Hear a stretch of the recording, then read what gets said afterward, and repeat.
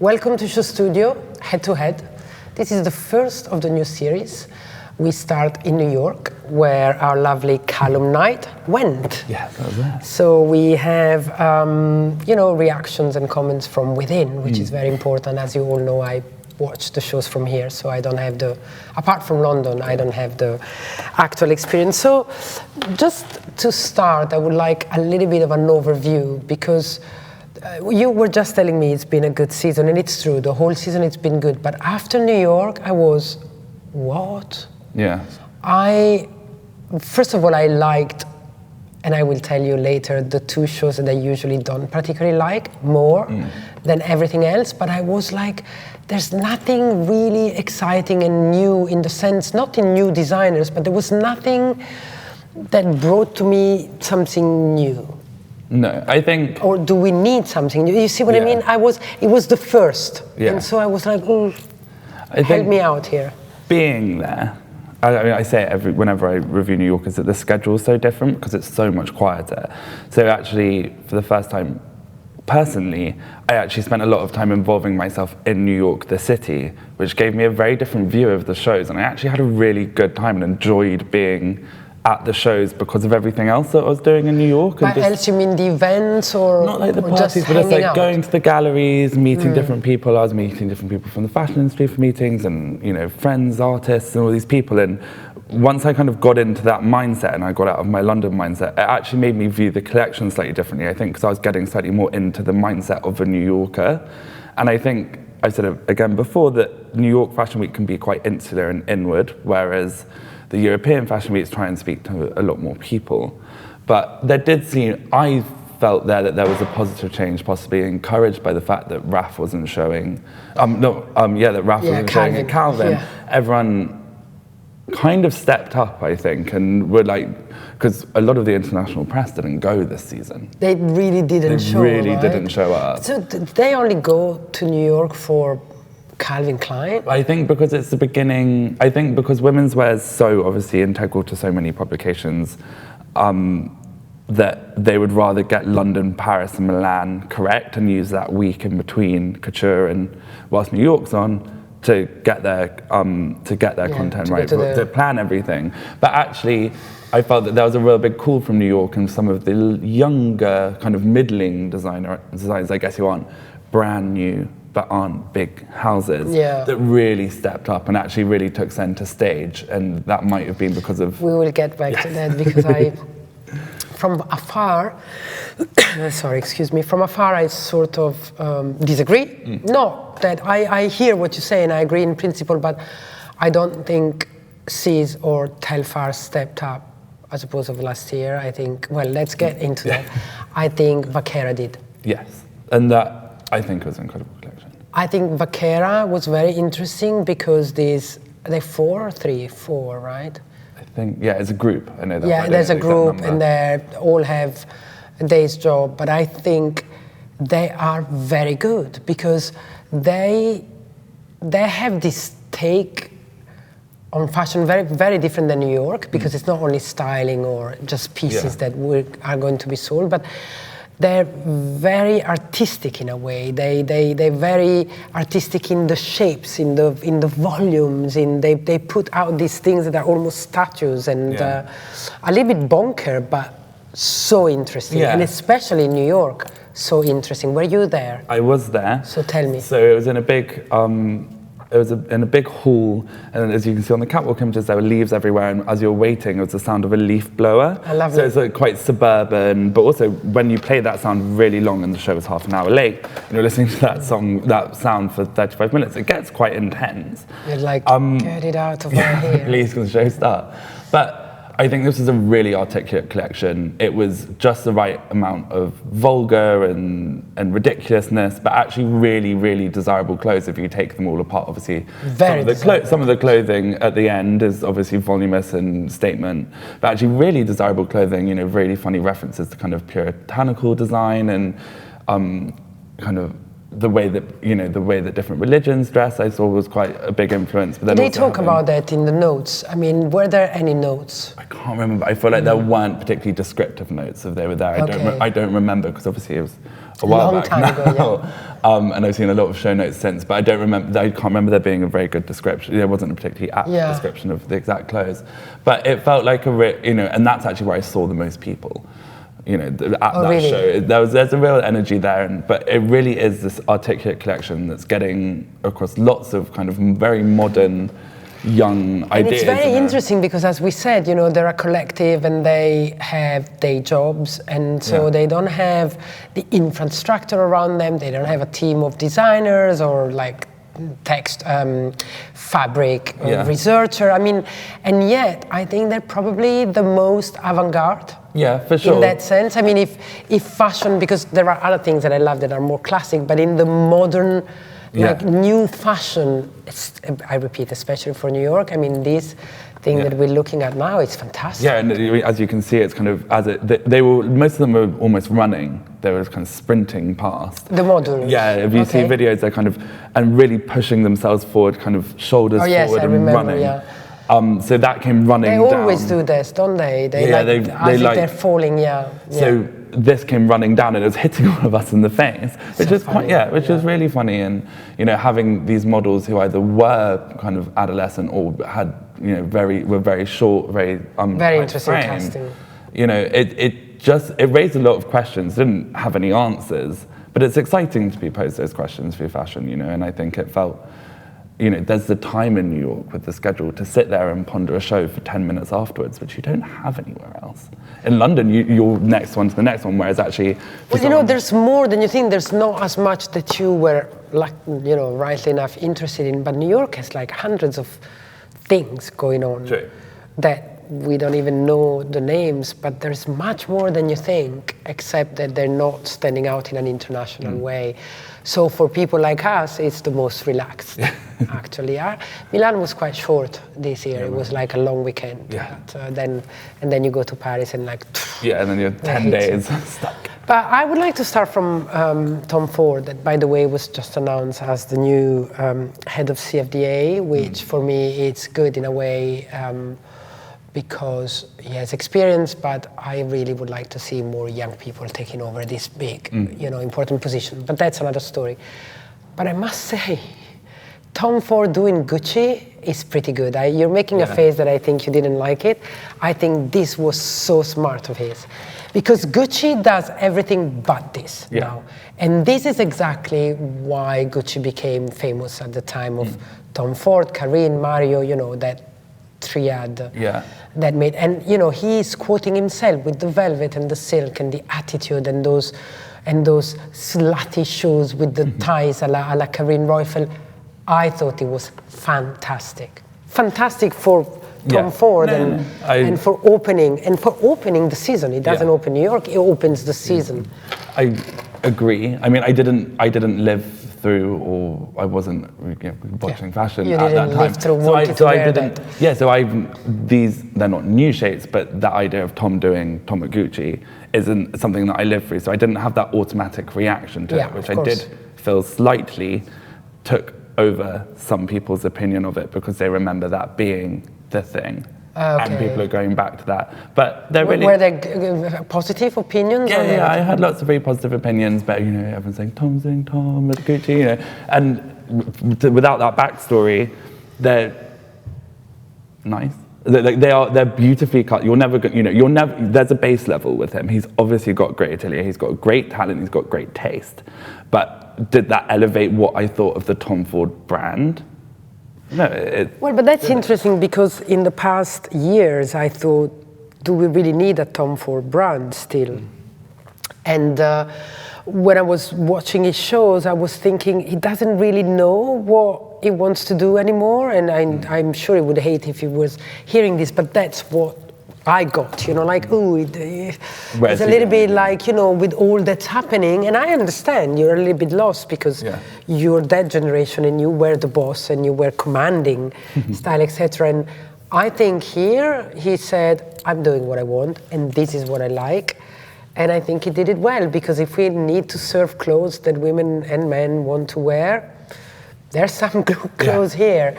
And for me, yes, it's probably a little bit nostalgic, because I lived through the Tom Ford rebooting of Gucci, and it was so exciting at the time. And Gwyneth Paltrow in dark red, Madonna dark red, and silk. It was so sexy, and I can find it here in a modernized way. And I think kudos. I really loved it. I did really like it, but I think because I didn't have that backstory to it, I didn't go back to it and think, because, you know, when you get back from Fashion Week, you kind of go and look at all the shows again that you thought were exciting. It didn't stick out in my mind. But it's interesting because you're a Gen Z, not even a millennial, right?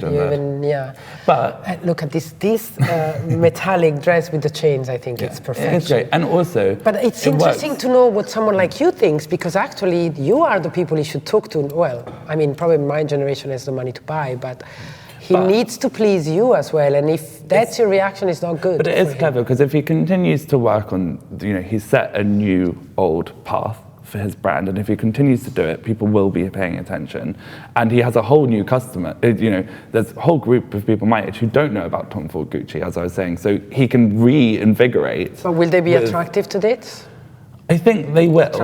I think it will take, you know, it's a bit of a spanner in the works, and you have to work out some of the kinks, but you know, it doesn't feel particularly modern to me. Oh, really? But, yeah, because it doesn't feel particularly modern. But watch out, because after the whole season, I can tell you, this is the new modern in a way. Not this particularly, but the tailoring, the simplification, the chicness. Yes.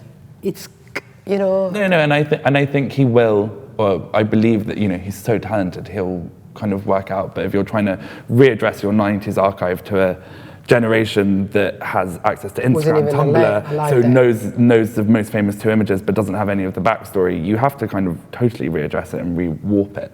So I think it's going to be an interesting journey for him, for sure. Yeah, and to jump to the end of New York, and then I promise you we will go back. Another one that I wasn't very excited about recently and I really love was Marc Jacobs. Yeah, it was. I think that was, the show of his career. No, show of his career is a bit too much, but I think Marc told us, I've been here before, I'm a good designer, there must be all the new, you know, hip people in town that we want to talk about, but look what I can deliver. And he delivered it to perfection. The volumes in this collection is everything. So beautiful. The glam, the nerdiness, the ugliness, the beauty, the material, the volumes. I wasn't there, but apparently these models were appearing and disappearing from black. Yeah. So it was really was that beautiful? I wasn't at the show. Okay. I was on a flight back to London that actually had such bad turbulence that nosedived. Anyway, different story. What? Yeah, it was really bad. But yeah, it was a super intimate show. I think it was only 180 people. That's really small. Yeah, it's tiny. More than small. And it was in the Armory as well. Yeah, so it's this but that's always at the Armory. Yeah, so it's this huge space. But they were coming from the dark. Totally pitch black. No mention of a set apart from a glossy floor. I mean, even just talking about it kind of gives you goosebumps. It was so well executed. I think there was a live orchestra as well. There was a live orchestra that played the same music for the whole time. Really? And it's the title, it's a word that in Hebrew, I think, means something, and I'm sorry, I didn't take it in my notes, and I forgot. But look it up, people. There was one orchestra that played one thing that has a meaning. Yeah. But anyway, like this, I don't know if we're watching this, but there's all of these things going on, and then that acid yellow, big gown. I mean, coming out of the black. This is extraordinary. This is what you want to remember from a fashion show. Yeah. And I'm not a fan of what Marc has done many times, but this makes me a fan completely of the brand. It resonated with a lot of my friends. A lot of my friends asked me if I was there, and I had to be like, no, I was on a flight. A lot of my friends, when I got back, who don't work in fashion, had seen it. You know what I think, Calum, and correct me if I'm wrong, but I think that the fact that there is this return of elegance and dressed up in a way and classic motives helps people of this generation, because it's much harder for people like Tom and Marc to do streetwear and sneakers, and it's not their language. Yeah, no, and I think it's exciting to see people giving this silhouette and this kind of craftsmanship the time of day that it deserves, because, you know, I mean, I wear a lot of streetwear, but I appreciate, you know, a huge dress like that, you know, the beauty in it. You know, there's only so far a hoodie can go, and whilst it's amazing, the impact of a hoodie can be so great because you can wear it every day, whereas this can be worn once, twice a year maximum, but most people wouldn't wear and then it never once. again, because never you would be remembered for it. It's so, you know, there's still such there's a beauty in both items. About those really delicious, extraordinary headpieces by our friend Stephen Jones with like this, they're like beanie, very modern. I asked him about that, and he said we wanted something not relevant, but current and modern. Yeah, and just a bit. But with a twist, and so they did beanie with feathers. How clever is that? Yeah. I mean, it's like, it's extraordinary. So, good beginning and good end of New York. What happened in the middle, for me, was a little bit underwhelming. Apart from Vaquera, what did you think about Sies Marjan this season? I loved it. Good. I absolutely loved it. I thought, so when I went to New York a year ago, or just over a year ago, and saw the Sies Marjan collection, the story that, you know, I didn't know where I was going to, I kind of got dragged along, and then I sat there and thought, this is the most beautiful thing ever, and came back and didn't shut up to anyone about it. And I also told you that how much I loved it, and how much I thought he's the best colorist in town, by far. And then I thought the collection last season lacked some of the romance that I was looking for. Went more streetwear, more utilitarian, which actually was what was so exciting about the first show I saw from him, was it was so far from that. And a year ago, everyone was still ploughing trainers and hoodies. So for him to go back and do his colors, but then again elevated with the Swarovski and the more complicated cuts and fabrics, and, you know, using grey. It was such a synthesis for me of really amazing craft, amazing fabrications. And really clever colouring. Clever colouring for sure, but is it amazing craft? I think so. I wonder, I don't know, it's not... I hope so. The way that, I mean, realistically, you can see just in this look here, the kind of twist. I mean, maybe it's not craft, it's crafty, but, you know, he's had to bunch up the fabric, twist it, and then somehow translate that into a pattern. Someone has to have a pretty good talent to do that. I couldn't, for sure. Yeah. And, you know, and then to use Swarovski panels, which, as we know, are quite heavy, and then make that sit with a silk or a lace. He also said he hadn't used the Swarovski mesh for this can be light, but still, you know, it's going to pull a clever use on a very light fabric, such as silk. No, it was very good. I think there was some déjà vu for me of what he's done before, fun enough, and I just don't want him to have dried up his ideas, because I think he's one of the best things that happens in New York right now. He's by far the best colorist. I love the way he uses fabrics in a quite different way. There is a little bit too much going on for my taste, but that's... Yes, I mean, you should have been there. They had a Swarovski floor. The floor was also Swarovski. And it was huge. But I think there's something really exciting, really delicate, and also something quite cheeky about his clothes. Like, he's reasonably young to be looking after a house this big or a brand this big. Well, it's not that big. Is it big? I mean, it's the attention it commands. The attention, but the brand itself is not. But he has a whole atelier. Yeah, but because they have a lot of money. But he's still got to command a lot of people. That's for sure. Yeah. And I just think there's also some humour in it and some kind of understanding. It's joyful for sure. It's not dark. It's joyful. Yeah.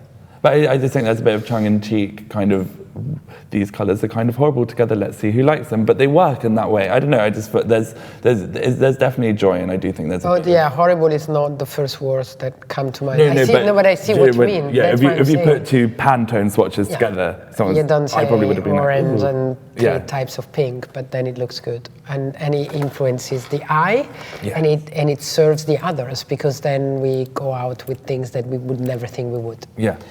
That's a little bit also the dress school, though. Yeah, I mean, definitely. I love, probably my favorite are those acid green trousers. Look number 2. Let's go to your friend Telfar. Yes. I'm looking forward to the discussion, because I was a bit overwhelmed. And I didn't want to be. No, sorry, I wanted to say underwhelmed. Oh, underwhelmed. I was like, oh. I wanted to say underwhelmed because I think there's too much showmanship and not little newness going on. think... But I wasn't there, so I wasn't there either. We had a client. Oh yeah, you were busy. Yeah, we were doing other things. I was very sad not to be there. So I do understand. I mean, it kind of made me laugh, and the set reminded me obviously half rocket. So people were falling back doing stage trusting dives. the crowd, trusting thing. And it reminded me half of a rock concert and half of that scene in Mean Girls where they all have to be friends again, which I thought was quite funny. And I didn't see Mean Girls, but I've seen a lot of Queen's concert where Freddie Mercury was doing it, or Mick Jagger I think these clothes serve a different purpose than necessarily seasonal fashion. And I think we've gone head to head about brands like this before, such as Vetements, which that I liked and didn't mind so much that it wasn't serving the usual course of a seasonal fashion show. Obviously, they're different. I couldn't agree more. I was always a fan of Vetements. Yeah, but I think with this collection... I have a problem with this. I think it's totally speaking to a new community. Apparently, again, I wasn't there. He invites everyone to the show, and people are kind of fighting to get in. I think they're really desirable clothes that actually serve more of a purpose in real life and not just kind of a functional purpose, but actually speak to people a lot more. The idea of passing, the idea of how to be sensual but not sexual, especially in a time where politics might try and decrease your visibility in. So you talk about communities like the Black community or the queer community? Yeah, those communities, it's a community that is Telfar's. It's just like his friends, his circle of friends, the people he's around, and people like Shane Oliver paved the way. And I just think it's really, really important. And whilst it might not, seem like a seasonal thing, it's a bit. I just feel that every 6 months he's asked to put on a show, and he goes, okay, well, this is just what we think is interesting at the moment. He's not making any declarations that this is it and this is the look he's been striving for. I agree, and I respect that. That's not something that bothers me, and I think that's a very modern way to think and to act. And I just don't see much relevance or many ideas in these clothes. And I don't see any new shape. There's nothing memorable. There's some things that made me cringe, like those. The neckerchiefs. I don't know. I don't. Like the chaps. That's like, it's a pair of chaps on a pair of jeans. So what? I wear them when I ride in Arizona. You see what I mean? Yeah. But I think the thing with Telfar, and actually I didn't go see this collection up close either. But when I've worked with him before, we used to document Machine A, and when I used, and still when I go and see. Does it sell well? Yeah, it sells really, really well. But to a tribe or in general? To a certain group of people, but then also people who have come in and never know. One, the price is great.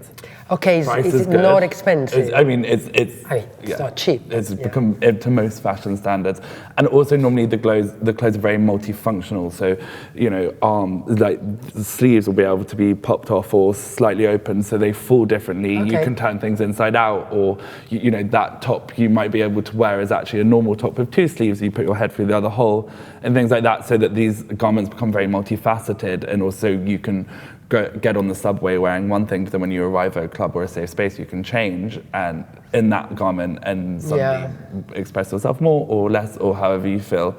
So I think quite sometimes the functionality of these garments actually are kind of trump the design of them, I guess.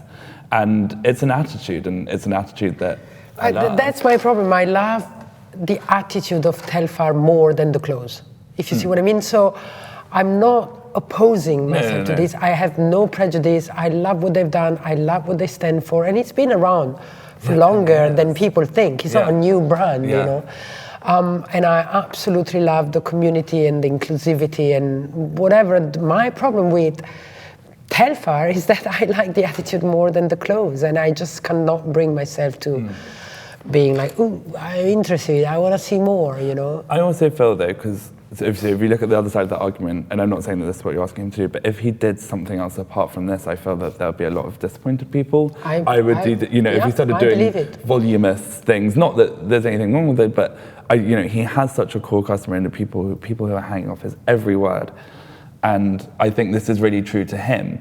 and he did, 8 years of not being in Vogue and not being all of that, and he didn't care. I like that. I don't mind that. We have designers here that I could mention a few that are not the boy we're talking about, the woman, but they sell a lot of clothes and they do well. So that's not the problem for me. I just like it less than I used to also. Yeah. That's for me the problem. For me it's also it's going up or down. Yeah. But probably it's just me, and probably I'm not young enough to understand, or I don't belong to that tribe. Do you wear Telfar? Do you have own pieces? I feel like I do, but I can't remember. Maybe I don't. But no, I don't think I own anything. But no, I really adore it, and whenever I see it in shops, I go and try it on. But I don't own anything. So what else do you want to talk about in New York? I want to talk about Luar quickly. Yes. Who is very exciting. He's not young. Brand isn't the right word, but he hasn't been around as long as Telfar. But he's been around a while, and he's kind of gaining attention. I just thought it was a really lovely celebration of, again, a certain tribe in New York, a reasonably queer tribe, people of color, but then also just a celebration. It doesn't really matter where you're from, just a total celebration of his friends, what he wants to see, in the world. You have people. When you see his friends, that's who he casts? I think they are friends. I don't know if they're actually his friends. I say the word friends kind of. It's a little bit like the art school of New York, right? Yeah. It's got that vibe, and obviously not everyone they cast they go out with personally and are friends with personally, but it's their friends. But it's their type of circle. People. Yeah, their people. Yeah. And there was such great energy and actually really, really, really clever pattern cutting. So. Suits would unzip at the back so they would fan and be huge, and these models are walking with real kind of early 2000 attitudes on flip phones. It's funny. On fake phones? Yeah, on flip. So 2000, Walter Pierce opened the show, and as he walked out, he flipped his phone up like that and then walked along. I remember we used to take the antenna out with our mouth because we were doing something, and and for you that's ridiculous, but I had the break, and we used to flip it and take the antenna out, and that for me is the early 2000s. But I really liked this show. Yeah, it was I really did, and I really like the clothes as well, not only the attitude. And I think there's something very modern and relevant about this, and I like the gender neutrality of it. Yeah. That it's not too it's quite honest. Yeah. It's quite sincere, and so I'm totally with you here. But I just thought it was a great show, and it's really exciting. Does it work? I don't know anything commercially about Luar. Is it well sold, distributed? I hope so. I'm afraid I don't know. I hope so. I mean, it was packed to the rafters. It's probably the hardest show to get into. Oh, really? Yeah. It was so busy. Oh, wow. Yeah. Everyone was excited. Everyone was whooping, cheering as the clothes came out. Everyone was excited. It was like press or civilians? Both. Okay. So his friends, in the wider sense, his admirers. Because Telfar also had the problem once because there were so many friends that then the professional couldn't get in. Yeah, so, but then all the press were there. Lots of New York press and most of the international press that I knew were in town. I saw at the show. So, which was really exciting, and I hope it goes far for him because he's really, really talented and got so many ideas. Like even just, having a bag that's strapped through the jumper to kind of pull it and warp it. Yeah, I did. I'm with you in this one. I really liked it. And there was something else you wanted to talk about. Gypsy Sport. Oh, Gypsy Sport. I don't have a big opinion on that, so I'm going to listen. Yeah, I just think again, taking his real life, his friends, and putting them on the stage, on the fashion stage, on the world stage, and just kind of amplifying a voice that's been, pretty quiet for a long time, or, at least been sidelined for a while. It was just a really lovely thing to be at. Why do you say it's been sidelined? Queer voices, and, again, it's... The queer community, not Gypsy Sport in particular. No, not Rio in particular, but just, having, extremely diverse casting, extremely crafty clothes, so things are hand-stitched and overlocked and ripped apart and pulled back together, this crafty make, do, and mend, which is really actually very hard to do, time-consuming to do, and takes a lot of love and attitude. Completely open casting, cool as well. Yeah, I like the casting more than the clothes. Again, a little bit like Telfar, I like the attitude more than the clothes. I hear what you say about those clothes, but I don't see them very relevant. And I think... I don't see them modern. See, I think... As much as Luar, I think it's very modern. Yeah. I love the casting though. I love what it stands for, and I like whatever you said before. I don't know. I thought there was something really interesting. I think, to be honest, it possibly did date it about a bit, having all the denim looks and all of that, because that did feel, again, very early 2000s, that kind of like Britney Spears, Justin Timberlake image. Yeah. But again, that is an image that I know that I was really not around for, I think, or, I was 2 when it happened, but I know that image is burned into my retinas, because it's just one of those cultural moments that actually is when Rio was growing up. He's a bit older than me, and that he keeps going back to. And I just thought there was an interesting and lovely kind of synthesis of kind of everyone coming together. The casting, as you said, it was open, like completely open. They just said everyone in a dress, and anyone who wanted to go could go and meet Rio. Yeah. And it just felt like a real celebration. And actually, I, from my little interaction, can totally see how exciting and see exactly where these clothes would be worn. So it is real as much as, Yeah, I like the reality. I just think that I'm sorry I have to say this, but I think the nakedness and the bikini top is a little bit, has been, but not a reference to the far past, like 2 or 3 years ago. And I don't particularly like that in my professional opinion, not in my personal opinion, because that's the only thing that doesn't really do it for me. But I mean, I hear there is something. He definitely has a way to go in terms of the design and the clothes, and there's so many commercial collections. So many. Half this collection for me raises a lot of kind of commercial questions that I didn't obviously ask him, but like how's it being produced and all of that, but it was just so. There was such a high amount of fashion in terms of that, with people looking back to like Judy Blame and all of that, and that 80s fashion movement, and it felt like they had all of that, and that energy in 2019 is actually rare. It was a different thing. No, I know it was a different thing, but I see what you mean. There's some nostalgia that is appealing. Yeah, that it did feel modern. Okay. And I would like to conclude with what was the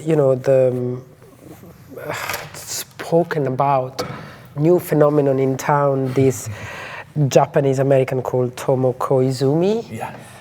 And I'm going to start with a negative note, because what makes me negative here is that when you put together Katie Grant, Marc Jacobs, Pat McGrath, and Guido Palau, no matter what's then going to happen, people would say, this is the new amazing thing. It wasn't amazing at all.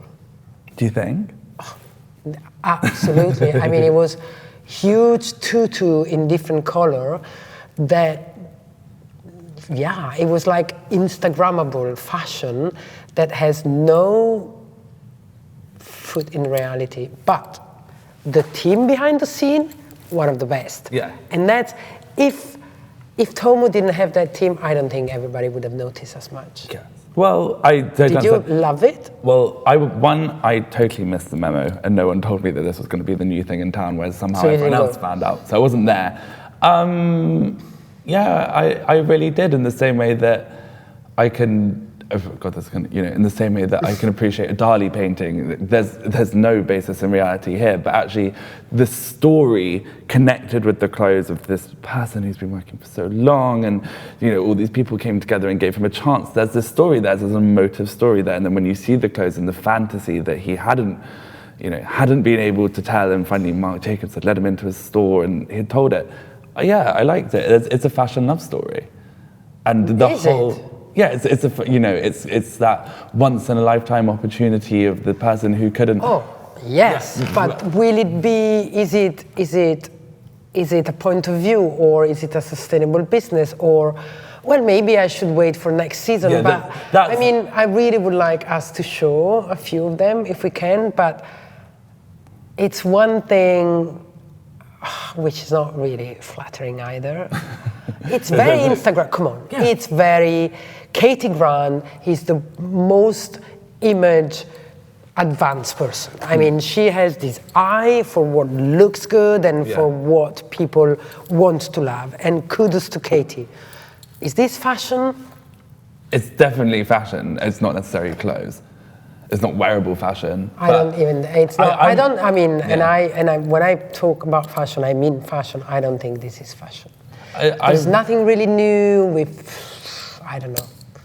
I can't tell you where I've seen it before, but no, fashion is not this. But then, fashion is what Marc Jacobs did.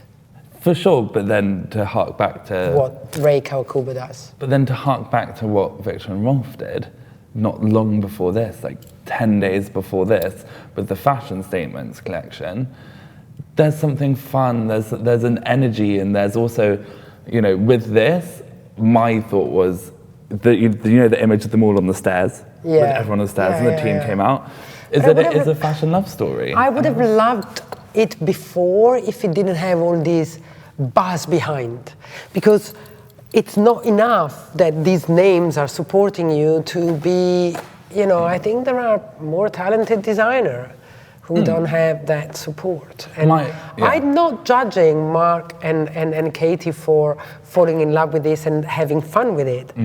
I'm just trying to give it a professional opinion, and I'm like, didn't do much to me. In my head, I thought, if I was a designer, how would I want to come onto the scene? Would I want to have a really well-worn graduate collection or first collection, or I would want to come onto the scene with a bang? And this is coming onto the scene with a bang. Oh, I couldn't agree more. Of course. It's the dream of everyone.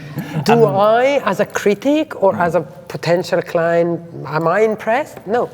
That's my take on it. My kind of thought is that I'm just going to have to wait to see what he does next season, kind of see what he does. It will be interesting, and I can't wait to tell you were so right, I was so wrong. I don't think it will happen. But no, I mean, even just these little videos that kind of went out around it's almost kind of that fantasy of Valentino. Let me finish. But for an Instagram age, for someone who doesn't, do you know what I mean? It's that total fantasy. It's the same level of, but for a different market, for a different person, for someone who doesn't necessarily need the refinement of it. Okay. You can disagree with me. No, I mean, I can't completely disagree, because mine is an opinion, and it's not, and I think you're right. I think your take on it is totally correct.